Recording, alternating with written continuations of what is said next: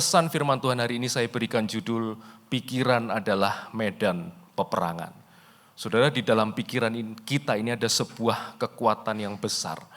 Apa yang kita pikirkan akan menentukan apa yang kita lakukan dalam hidup ini. Apa yang kita pikirkan juga akan menentukan apa yang akan terjadi dengan hidup kita. Kegagalan atau keberhasilan kita seringkali dipengaruhi atau diawali dari pikiran kita. Kebahagiaan atau ketidakbahagiaan kita juga seringkali dipengaruhi atau diawali dari pikiran kita. Ketika ada dua orang yang menghadapi kondisi yang sama, menghadapi masalah yang sama, tapi mereka berpikir dengan cara yang berbeda, maka hasilnya bisa berbeda. Maka tidak heran ketika ada dua orang atau lebih yang menghadapi problem yang sama, ada satu orang yang berhasil, ada satu orang yang gagal. Ada orang yang berhasil melewati masalah dan ada yang tidak. Kenapa saudara? Salah satunya dipengaruhi dari pikiran kita. Nah, pikiran itu tentu sangat mempengaruhi apa yang akan kita lakukan. Nah, saudara, konon katanya di dunia ini ada 4 negara yang memikirkan tentang bulan. Nah, kalau kita bicara negara, biasanya cerita-cerita seperti ini pasti ada Indonesianya ya saudara ya. Nah, ada 4 negara yang memikirkan tentang bulan. Dan tindakan mereka jadi berbeda karena pikiran mereka berbeda. Yang pertama Amerika. Orang Amerika memikirkan bagaimana ya suatu saat kita bisa tinggal di bulan. Maka mereka mengirim ekspedisi ke sana. Pergi ke bulan tahun berapa saya lupa. 1960 sekian ya. 60 tahun yang lalu. Mereka memikirkan suatu saat bagaimana kita bisa tinggal di bulan. Jadi mereka membangun teknologi untuk pergi ke sana. Yang kedua orang Rusia saudara.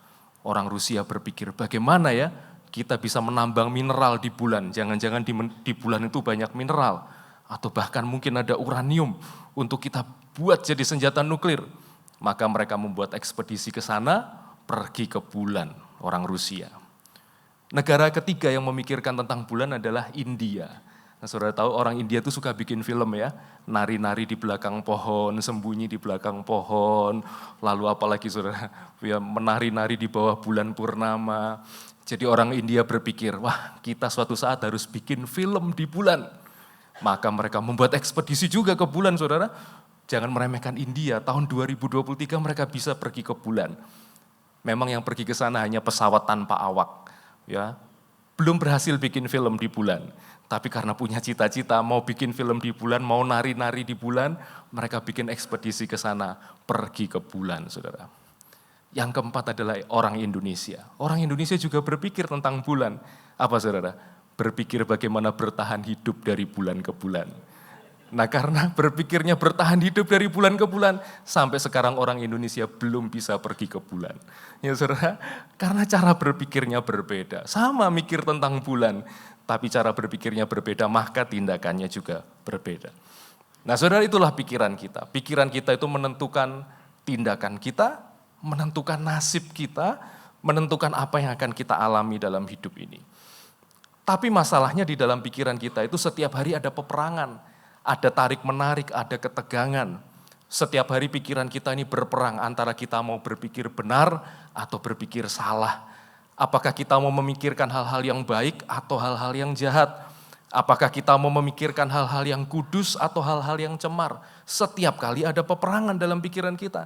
Dan kalau kita ingin berhasil dalam hidup, kita ingin bahagia dalam hidup kita, maka kita harus menang dalam peperangan pikiran itu. Nah hari ini kita akan belajar dari kebenaran firman Tuhan bagaimana kita bisa menang dalam peperangan pikiran. Teks yang menjadi bahan pembahasan kita adalah dari 2 Korintus pasal 10 ayat 3 sampai dengan ayat yang ke-6. 2 Korintus 10 ayat 3 sampai dengan ayat yang ke-6. Memang kami masih hidup di dunia, tetapi kami tidak berjuang secara duniawi. Karena senjata kami dalam perjuangan bukanlah senjata duniawi, melainkan senjata yang diperlengkapi dengan kuasa Allah, yang sanggup untuk meruntuhkan benteng-benteng. Kami mematahkan setiap siasat orang dan merubuhkan setiap kubu yang dibangun oleh keangkuhan manusia untuk menentang pengenalan akan Allah. Kami menawan segala pikiran dan menaklukkannya kepada Kristus. Dan kami siap sedia juga untuk menghukum setiap kedurhakaan bila ketaatan kamu telah menjadi sempurna. Nah, kalau saudara baca surat 2 Korintus dari awal sampai akhir, saudara akan menemukan ada perubahan suasana dalam surat 2 Korintus itu.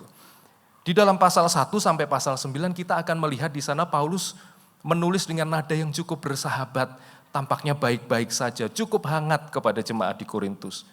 Tetapi mulai pasal 10 sampai pasal terakhir, pasal 13 surat 2 Korintus, saudara akan menemukan di sana Paulus menulis dengan nada, dengan kata-kata yang cukup keras kepada jemaat di Korintus. Nah saudara, kenapa bisa tiba-tiba ada perubahan suasana dalam tulisan Paulus ini? Nah ini terjadi karena mulai pasal 10, Paulus sedang mengangkat sebuah masalah yang terjadi dalam jemaat di Korintus. Apa masalahnya? Masalahnya adalah dalam jemaat di Korintus ini datang orang-orang yang mengaku sebagai guru, mengaku sebagai pengajar agama, tetapi mereka datang ke Korintus untuk meragukan dan menggerogoti kredibilitas Paulus sebagai seorang rasul. Jadi di mulai pasal 10 sampai pasal 13 kita akan melihat bahwa di sana Paulus sedang mengangkat masalah ini. Ada orang-orang yang datang ke sana dan pribadi Paulus diserang oleh orang-orang ini. Ajaran Paulus diragukan oleh orang-orang ini. Nah salah satunya yang saudara bisa lihat di pasal 10 ayat 10, saudara bisa baca di rumah nanti. Guru-guru yang datang ini mereka mengatakan bahwa Paulus itu hanya berani lewat tulisannya saja. Waktu berhadapan muka begini dia tidak berani apa-apa, dia tidak bisa apa-apa. Sedangkan kalau di tulisan dia kelihatan jagoan, kelihatan berani menegur orang. Jadi Paulus sedang diserang saudara. Paulus sedang digerogoti kredibilitasnya sebagai seorang rasul. Kemungkinan guru-guru yang datang ke Korintus ini berasal dari Yudea atau Yerusalem. Ya Korintus itu satu kota di luar Israel. Dan kemungkinan ada orang-orang dari Israel, dari Yudea atau Yerusalem yang datang ke Korintus itu. Nah, saudara kita harus mengerti latar belakangnya bahwa ketika gereja baru pertama kali muncul, maka kadangkala banyak orang yang masih mengidentikan kekristenan itu dengan agama Yahudi, dengan Yudaisme.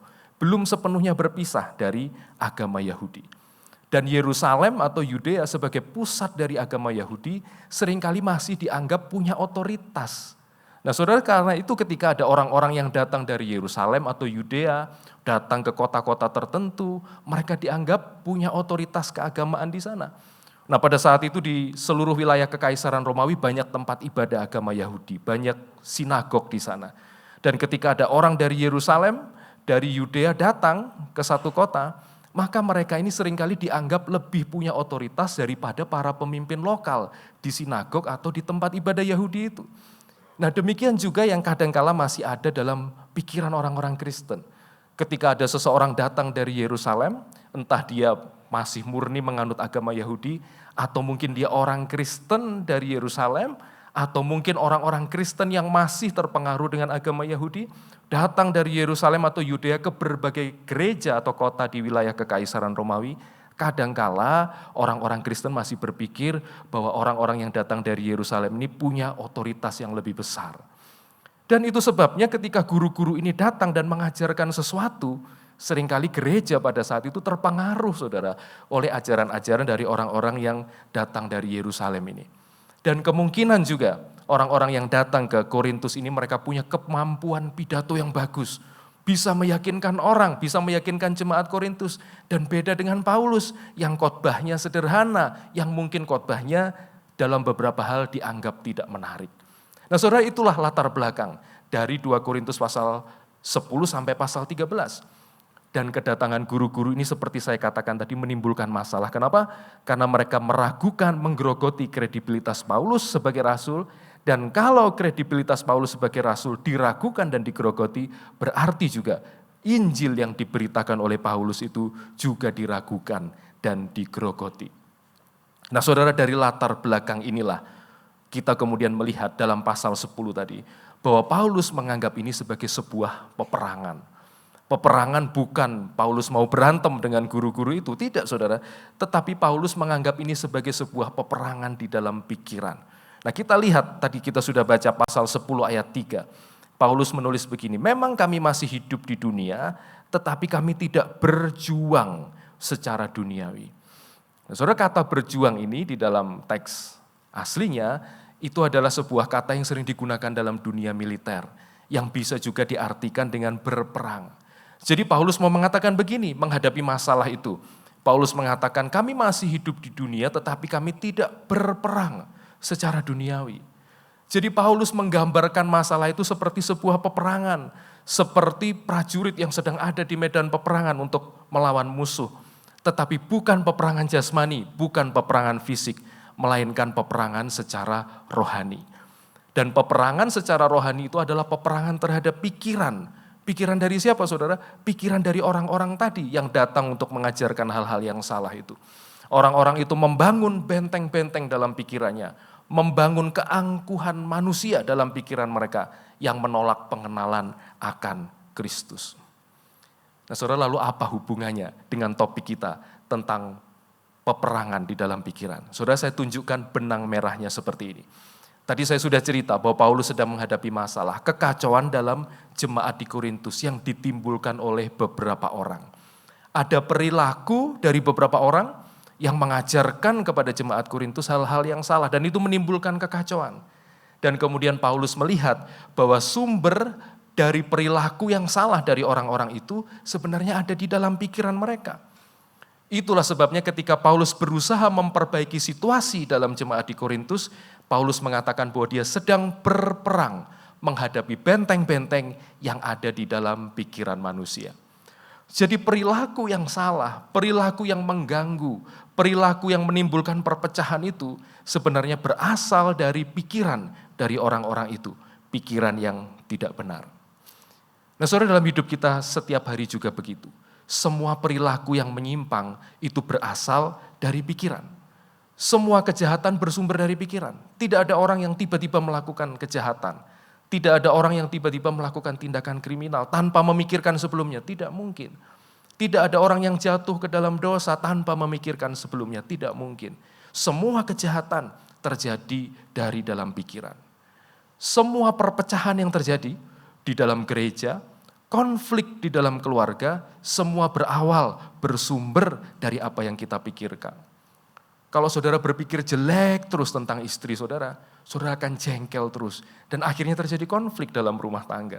Tapi kalau saudara ubah cara berpikir tentang istri saudara, oh dia istri yang baik, mungkin dia hari ini masih agak cerewet, tapi dia cerewet karena dia mau mengusahakan kebaikan untuk keluarga ini, maka saudara akan lebih tenang dalam keluarga. Jadi apa yang saudara pikirkan tentang pasangan saudara, itu akan menentukan apakah keluarga saudara akan bahagia atau tidak. Semua perilaku kita yang baik ataupun yang jahat bersumber dari pikiran kita. Nah karena itu saudara, mari kita waspada dengan apa yang kita pikirkan. Karena apa saudara? Karena pikiran itu adalah medan peperangan yang paling menentukan seluruh hidup kita. Pikiran adalah medan peperangan yang paling menentukan seluruh hidup kita. Kalau kita kalah dalam pikiran, kita akan kalah dalam kehidupan. Tapi kalau kita menang dalam pikiran, kita punya kesempatan yang lebih besar untuk menang juga di dalam kehidupan. Memang kondisi eksternal kita akan mempengaruhi kehidupan kita. Kondisi kesehatan kita, kondisi ekonomi mempengaruhi hidup kita. Tetapi pengaruh eksternal dan pengaruh fisik itu, kondisi fisik, tidak sebesar pengaruh dari pikiran. Pikiran kita punya pengaruh yang lebih besar untuk menentukan apakah kita akan menang atau kalah dalam peperangan kehidupan ini. Saudara, saya akan cerita tentang sebuah peristiwa dalam Perang Dunia Kedua. Di dalam Perang Dunia Kedua pernah terjadi sebuah peperangan di Pasifik antara tentara sekutu dengan tentara Jepang. Dan salah satu perang yang paling dahsyat terjadi di sebuah pulau kecil yang namanya adalah Pulau Iwo Jima. Nah saudara, kenapa pulau kecil ini diperebutkan dengan begitu luar biasa? Karena pulau ini walaupun kecil, tidak berpenghuni, tetapi pulau ini punya tempat, punya peran yang sangat strategis. Pada saat itu tahun 1945 terjadi perang selama 5 minggu di Pulau Iwo Jima itu di tengah Samudra Pasifik. Dan perang ini sangat dahsyat saudara, memakan korban puluhan ribu tentara baik Amerika maupun tentara Jepang. Jadi awalnya Pulau Iwo Jima yang kecil itu dikuasai oleh tentara Jepang. Dan tentara Jepang berusaha mempertahankan pulau itu mati-matian. Demikian juga tentara Amerika berusaha merebut pulau yang kecil itu saudara. Luasnya kira-kira hanya sekitar 23 km persegi. Kira-kira sekitar 1 atau 2 sampai 3 kecamatan saja di kota Surabaya ini. Tapi peperangan berlangsung dengan dahsyat. Waktu itu Amerika untuk merebut pulau itu mengerahkan hampir 500 kapal perang. Kalau saudara tidak bisa membayangkan berapa banyak 500 kapal perang itu, Perbandingannya adalah Indonesia saat ini punya kapal perang mungkin tidak sampai 200 saudara, di seluruh Indonesia. Sedangkan untuk merebut pulau kecil itu, Amerika perlu mengerahkan hampir 500 kapal perang dengan 3 kapal induk. Pesawat yang dikerahkan hampir 1.200 pesawat tempur, saudara. Dengan 110.000 tentara, memperebutkan pulau yang kecil, luasnya 21 sampai 23 km persegi saja. Nah saudara, kenapa pulau kecil ini diperebutkan dengan mati-matian? Karena pulau ini letaknya sangat strategis. Jaraknya 1.200 km dari Tokyo. Dan dia adalah satu-satunya pulau di Samudra Pasifik yang memungkinkan tentara Amerika untuk menerbangkan pesawat tempur dari pulau itu menuju ke Jepang, menuju ke Tokyo. Di luar itu tentara Amerika tidak akan bisa menerbangkan pesawat, akan kehabisan bahan bakar di tengah jalan. Itulah sebabnya saudara, karena tempat ini sangat strategis, selama pulau Iwo Jima tidak dikuasai oleh Amerika, Amerika tidak akan punya pangkalan untuk bisa menyerang Jepang. Dan pulau ini diperebutkan dengan mati-matian, dengan korban yang begitu banyak, akhirnya pulau Iwo Jima berhasil direbut oleh tentara Amerika pada bulan Maret 1945. Dan tahukah saudara, 5 bulan setelah pulau Iwo Jima direbut oleh Amerika, Amerika kemudian berhasil menjatuhkan bom atom di Hiroshima dan Nagasaki bulan Agustus. Dan peristiwa itu menandai selesainya Perang Dunia Kedua di front Pasifik. Nah saudara, perang yang sudah berlangsung bertahun-tahun dengan dahsyat itu, ternyata berbalik seketika ketika satu pulau yang kecil tapi strategis itu berhasil dikuasai oleh tentara Amerika. Nah saudara, saya ingin memakai peristiwa ini sebagai sebuah gambaran bahwa kadangkala ada hal-hal kecil dalam hidup kita tetapi akan mempengaruhi seluruh hidup kita. Mempengaruhi kita menang atau kalah dalam peperangan kehidupan ini. Dan hal yang sering kita anggap kecil itu adalah pikiran kita. Seringkali kita meremehkan apa yang kita pikirkan, apa yang kita rencanakan, apa yang kita imajinasikan, kita remehkan, kita anggap itu sebagai hal yang kecil. Tetapi sebenarnya apa yang kita pikirkan itu menentukan kita akan menang atau kita akan kalah dalam kehidupan ini. Kalau saudara terus-menerus memelihara kekhawatiran dan ketakutan dalam hidup, saudara tidak akan bisa maju dalam hidup dan saudara akan kalah dalam peperangan kehidupan. Kalau saudara terus memelihara pikiran-pikiran yang tidak benar dalam hidup, maka kualitas hidup saudara tidak akan pernah jadi baik dan saudara akan mengalami kekalahan dalam kehidupan. Kalau saudara terus simpan rasa jengkel kebencian kepada orang dalam pikiran saudara, maka saudara tidak akan pernah bisa menang dalam hidup ini, tidak akan bisa menikmati hal-hal yang baik di dalam hidup ini. Nah saudara, setiap hari kita mengalami peperangan seperti itu ya dalam pikiran kita. Setiap hari kita harus memutuskan, kita mau khawatir atau kita mau beriman percaya kepada Tuhan.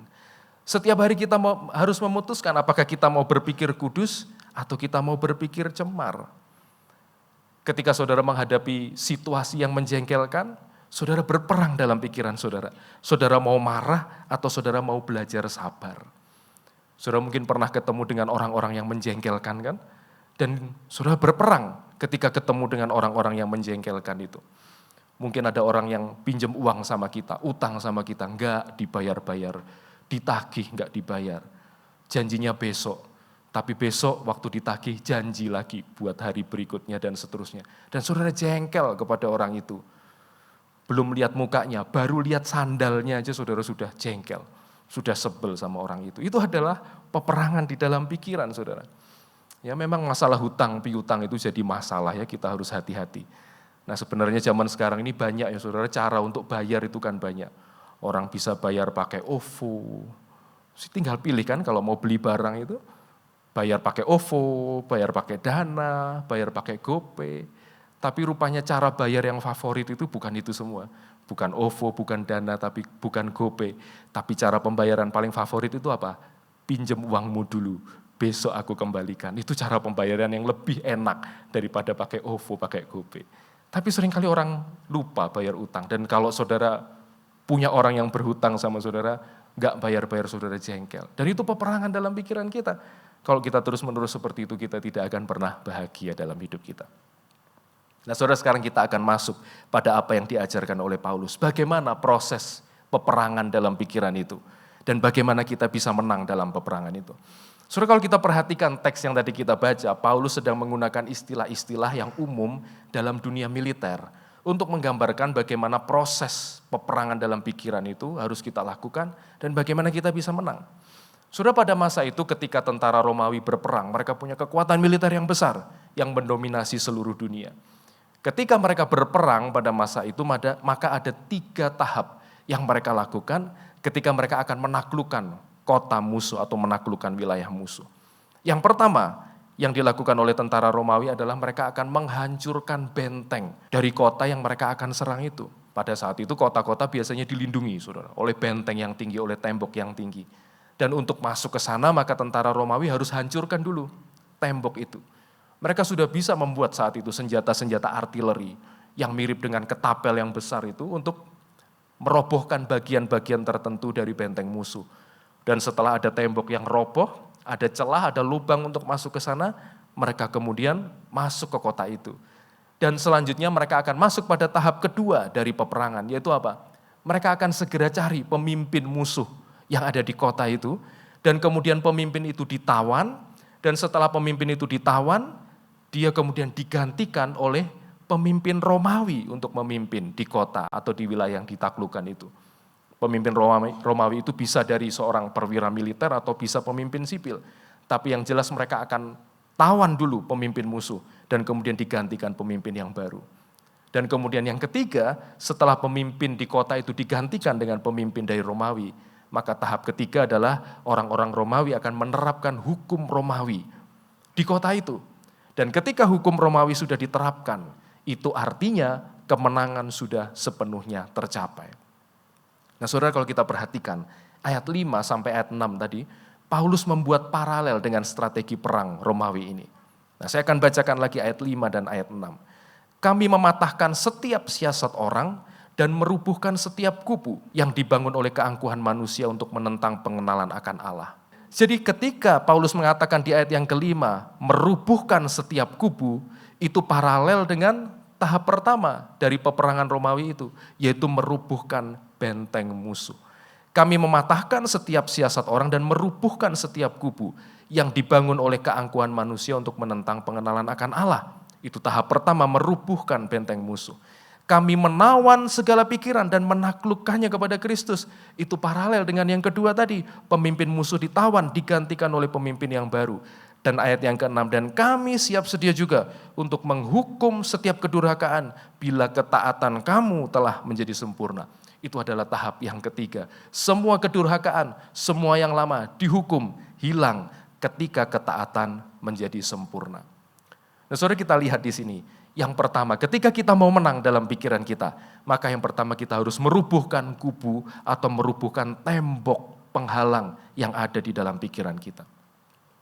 Nah, saudara, tahukah saudara atau sadarkah saudara bahwa setiap kali kita memikirkan sesuatu, terutama hal-hal yang negatif, kita sebenarnya sedang membangun benteng, membangun kubu dalam pikiran kita. Ketika kita memikirkan hal-hal yang berdosa, kita sedang membangun kubu atau benteng dosa dalam pikiran kita. Ketika kita terus-menerus memikirkan hal-hal yang jahat, berimajinasi tentang hal-hal yang tidak benar, kita sedang membangun kubu atau benteng yang semakin kuat di dalam pikiran kita. Dan kebiasaan berpikir kita yang salah itu lama-kelamaan akan menghalangi kita untuk hidup secara benar. Benteng-benteng yang kita bangun dalam pikiran kita itu akan menghalangi kita untuk percaya kepada janji Tuhan.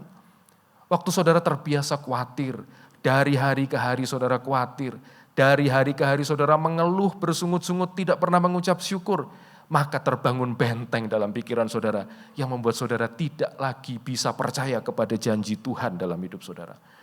Waktu saudara terbiasa untuk memikirkan, berimajinasi tentang hal-hal yang berdosa, terbangun benteng yang makin kuat dalam pikiran kita untuk tidak bisa taat kepada Tuhan.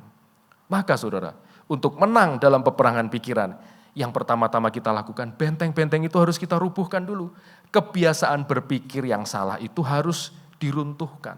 Selama kita terus-menerus mengizinkan diri kita memikirkan hal-hal yang salah, orang tidak tahu apa yang kita pikirkan.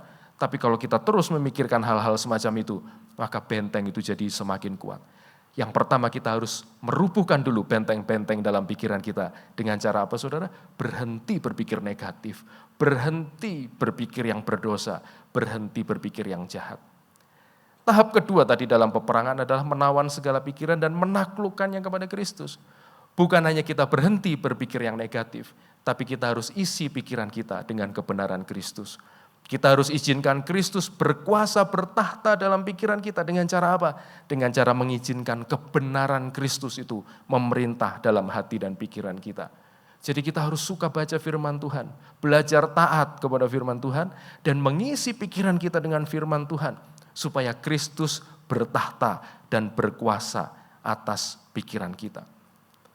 Saudara, Yohanes 8 ayat 32 mengatakan, kamu akan mengetahui kebenaran, dan kebenaran itu akan memerdekakan kamu. Ketika saudara mengizinkan kebenaran itu, yaitu Kristus sendiri hadir dalam hidup kita, maka kebenaran itu akan memerdekakan kita dari benteng-benteng yang menghalangi berkat Tuhan. Ketika kebenaran firman Tuhan kita izinkan menguasai pikiran kita, kebenaran itu akan memerdekakan kita dari ketakutan kita, dari kekhawatiran kita, dari kebiasaan berpikir yang salah yang selama ini kita sudah lakukan berkali-kali. Nah saudara, karena itu kita harus punya kesadaran untuk mengubah apa yang kita pikirkan. Manusia itu punya apa yang disebut sebagai kesadaran diri, consciousness. Itulah bedanya kita dengan binatang, saudara. Binatang itu tidak punya kesadaran diri sehingga mereka tidak bisa mengevaluasi diri, mereka tidak bisa memperbaiki diri. Sedangkan kita manusia, kita punya kesadaran diri. Kita bisa evaluasi pikiran kita dan kita bisa memperbaiki itu.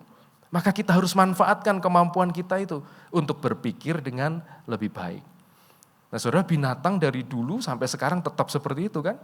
Anjing tetap seperti itu dari dulu sampai sekarang. Sedangkan manusia berubah-berubah. Mode pakaian yang kita kenakan berubah, model rambut kita berubah. Ganteng dan cantiknya orang tahun 50-an beda dengan ganteng dan cantiknya orang pada saat ini. Kenapa?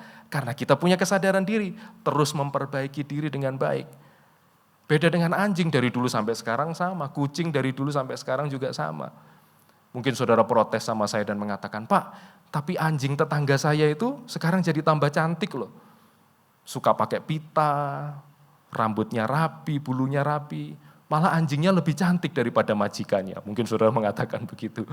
Ya saudara, itu terjadi bukan karena si anjing punya kesadaran diri, bukan. Tapi itu terjadi karena majikannya yang mendandani dia. Sampai lupa mendandani diri sendiri sehingga anjingnya jadi lebih cantik.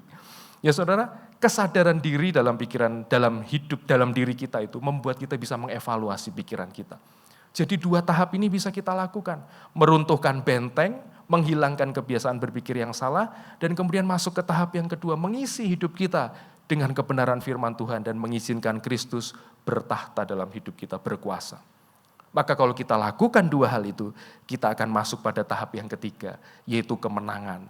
Seperti tentara Romawi yang kemudian menerapkan hukum Romawi di daerah yang mereka taklukkan. Demikian juga ketika kita sudah berhasil menerapkan 2 hal itu, kita juga akan sampai pada tahap kemenangan. Dulu kita mudah marah, tapi ketika kita menang dalam peperangan pikiran, kita sekarang akan jadi orang yang sabar. Dulu kita cemas terus-menerus, kita khawatir, kita tidak berani melangkah, tidak percaya kepada janji dan pertolongan Tuhan. Sekarang setelah kekhawatiran itu, kita hentikan kebiasaan itu. Dan kita isi pikiran kita dengan kebenaran firman Tuhan dan dengan janji-janji Tuhan. Maka sekarang di tahap yang ketiga kita bisa sampai pada tahap kemenangan. Kita punya iman kepada Tuhan.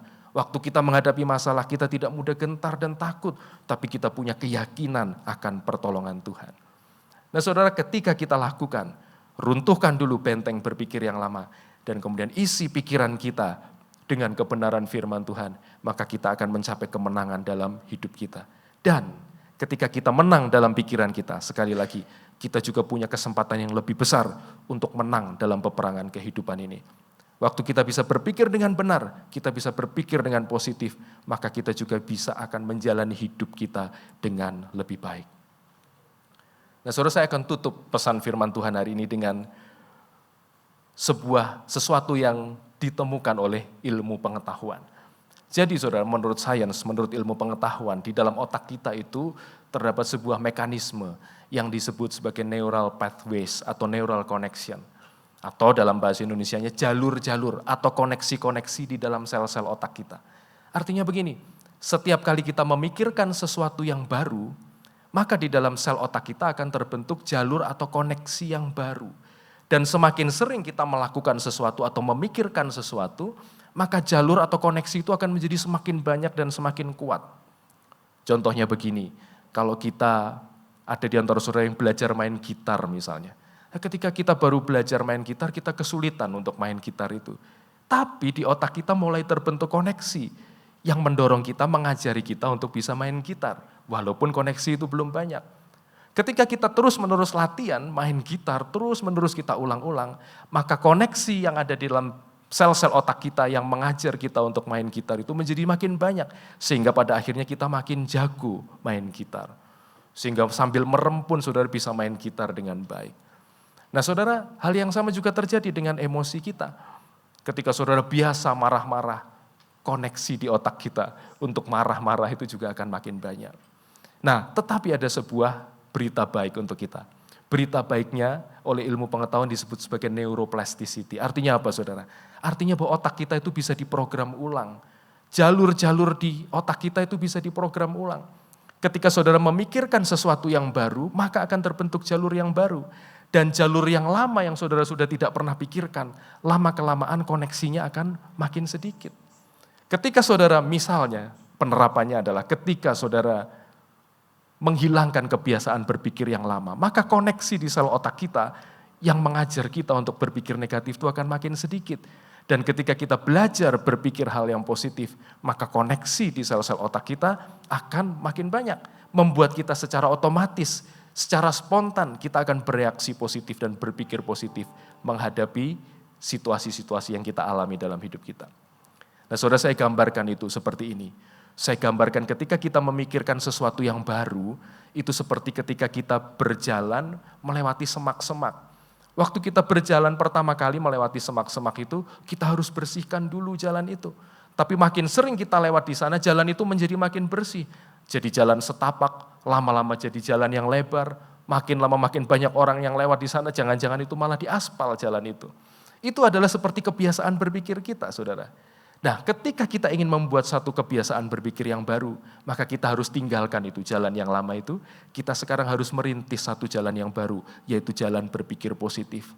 Awalnya tidak mudah, saudara harus berusaha keras di situ. Tetapi lama-lama jalur berpikir yang baru ini akan menjadi lebih mudah untuk dilewati. Sedangkan jalur berpikir yang lama, giliran dia sekarang yang kembali ditumbuhi oleh semak-semak, kembali kita tidak ingin lewat di sana. Jadi saudara, pikiran kita ini bisa kita atur untuk menghasilkan hal-hal yang baik, untuk menghasilkan hal-hal yang produktif. Selama kita waspada, selama kita sadar bahwa kita harus menang dalam pikiran kita. Jadi saudara, pesan firman Tuhan hari ini adalah jangan remehkan apa yang ada di pikiran saudara. Mungkin saudara berpikir, orang gak tahu apa yang saya pikirkan. Tapi saudara hati-hati, apa yang saudara pikirkan itu, walaupun tidak ada orang yang tahu, akan menentukan nasib saudara. Karena itu jangan kalah dalam peperangan pikiran, menanglah dalam peperangan pikiran, isilah pikiran saudara dengan kebenaran firman Tuhan. Tuhan memberkati. Kita akan nyanyikan sebuah lagu yang akan menolong kita untuk meyakini bahwa Tuhan itu gunung batu dan perlindungan kita. Kalau hari ini ada di antara saudara yang pikirannya terus-menerus dihantui dengan ketakutan dan kekhawatiran, belajar, percaya bahwa Tuhan itu sandaran hidup kita, Tuhan itu perlindungan hidup kita.